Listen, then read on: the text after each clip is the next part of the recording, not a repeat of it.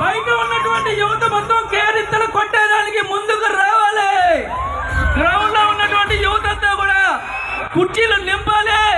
Live ఆర్కెస్ట్రాని పెద్ద ఎత్తున మనం సక్సెస్ చేయాలని చెప్పేసి అందరిని కూడా వేదిక మీదకి కిందకి రావాలని చెప్పేసి కోరుతా ఉన్నా. గ్రౌండ్ లో ఉన్నటువంటి యువత మొత్తం ఒక్కసారి గ్రౌండ్ లోకి రావాలి.